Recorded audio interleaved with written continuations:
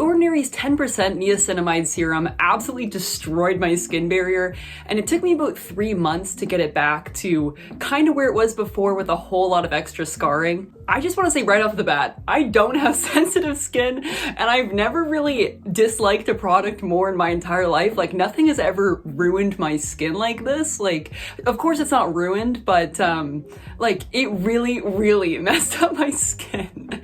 And I wish I looked into it more before I used the product, but at the end of the day, I don't even think it would have made a difference, because niacinamide is seen as like this holy grail product, especially on like skincare Reddit, and like other people in my life love niacinamide. So I wasn't expecting to like it to absolutely just ruin my skin for quite a while. Now, just to preface how I actually got into using this, so basically I saw it all over the internet, like niacinamide is the new like skincare product. It has all of these qualities. Like, if you look it up, it's like everything you could ever want in a skincare product, essentially.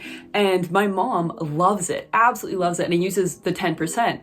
So, and she has very sensitive skin, by the way. Like, if she uses a product that's too harsh, she'll get rashes all over her eyes and everything. I've never had a sensitivity to any of my skincare products, and I've used like, you know, I was in the 2014 era of like St. Ives apricot scrub and all of these other like super, super harsh chemicals using on your skin. So like, I've been through the, you know, the whole like scrub your skin raw kind of time, and my skin has been fine. It's made out of it, and like, you know, it was okay during that time. Like, it wasn't good or anything, it definitely wasn't good, but you know, it wasn't like this. So basically my mom gave it to me because I have pretty, like, it's not bad acne, but it's there. Like, I have acne and I'm like an adult, I'm 23, so it's kind of annoying. So I thought, you know what, niacinamide is supposed to be great for acne, so like, I might as well try it. So I tried it, and it went downhill so fast. Like, it wasn't even like a week where like I knew something was wrong. It was within the first like couple hours I could tell something was a little off. So I put it on my skin, and I felt immediate burning, and I'm like, you know, this isn't great, but you know, it's part of the process. Like, I'll let it do its thing. And then after a little while, like, I reapplied it. So I did it in the morning and the night the first day. And yeah, that was a mistake. I should have just done it one time. And I did I think the next day. So that was that night. I woke up the next morning, and my skin was like, it was drier, it was less oily, which I really liked. But I noticed I was getting like these closed comedones on my forehead and my chin and even my cheeks, which I don't usually get acne. Like, I don't get acne in this area really, other than like blackheads. So that was weird. But I was like, you know what? It's fine. It's like the first 24 hours. Like, how bad can it be? It can be bad. But I put it on again. I reapplied it in the morning. And by the end of the day, I'm not even kidding you, I don't think acne has ever popped up on my face this fast before. I had the largest whiteheads. Like, I don't know if it was an allergic reaction or something, but I'm not really allergic to things. Like, I'm not really allergic to skincare products, but niacinamide must have just been the thing. But we'll get into that later. But yeah, horrible, like, big, painful, very painful, like, whiteheads that were like very much underneath the skin. If you've ever had like hormonal acne, it was like that all along my jaw, all along my cheekbones. It was bad. And of course, for the sake of my skincare journey, I decided to take photos every day of the process, and you know, like, seeing if it would improve my skin at all. So I took some before photos, and then I took the next day photos and the next day photos, because very soon I was like, there's something horribly wrong here. Why am I breaking out so much? Like, this was the worst breakout I've ever had in my entire life. And, you know, I've played sports like hockey, and if you played hockey, you know, you get the worst forehead acne because all the sweat is right under your helmet pad here. But yeah, way worse than anything I've had in high school, which was my worst time for acne. And yeah, so immediately I did the first thing which anybody does, and that's look it up on Google. And I did. I looked up, why is my skin like, why is there so many whiteheads? Why is it red? Like, what's going on? And the first thing that comes up is purging. So I'm just like, oh, it's skincare purging. Of course. Like, it's like with tretinoin or whatever, you know? So I was like, this is fine. So I did it. I think I applied it one more time that night. So it was a full 24 hours.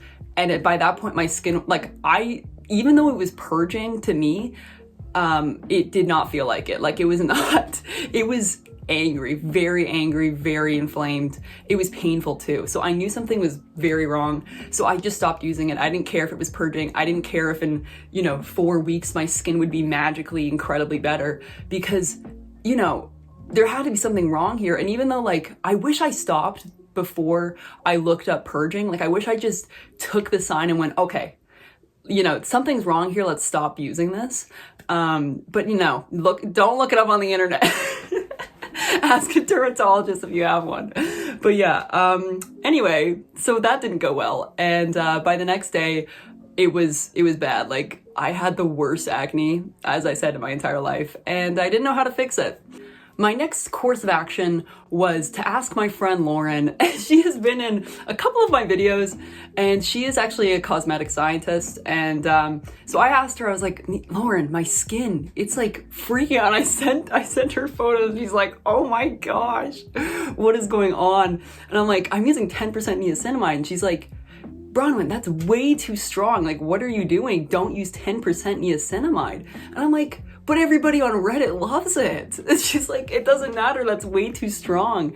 So it turns out the niacinamide was just way too strong for my skin, which is incredible because I've never really had any issues with skincare products being too strong before. Like, nothing has really screwed up my skin like this. But yeah, so anything with niacinamide after that, like anything with niacinamide, just made my skin just break out horribly. I had redness, painful acne. So I had to cut anything with any acid, any harsh skincare products, anything with niacinamide completely out. So now it became an issue of trying to find products without niacinamide or any other harsh chemicals in it, which is really difficult. I just want to say, because when I had this issue, it was about, like, it's been half a year since this happened, and I still have the scarring from it. But to find products without niacinamide, because niacinamide was the it girl of this skincare season. Like, it had it in so many products. Everyone was adding it to everything. I couldn't even find, like, I think it was Cetaphil or CeraVe that added niacinamide to their products too. And I was like, oh my gosh, I can't find anything without niacinamide. Because I just wanted something to, like, wash my face, lotion, and maybe some serum to put on my face so that it would be less tender, less, it at least had something on it to, like, keep it covered, to barrier it a little bit. But everything had, like, niacinamide in it. So that was tough. So yeah, I ended up, this is a future video, but how I fixed my skin from this absolutely horrendous state was Korean skincare, because they didn't have niacinamide in it except for my sunscreen, which I will say, for, I would say, like 2 months afterwards, I couldn't use anything with niacinamide on it. But then Lauren told me, it's probably just because it's like 10%. It's probably just way too high of a percentage. And I didn't believe her at the time. I was like, I don't know, like, I think me and niacinamide just don't mix. Like, I just think I'm allergic to it or something. And she's like, no, I think, like, just try it at like 3%. And I'm like, okay.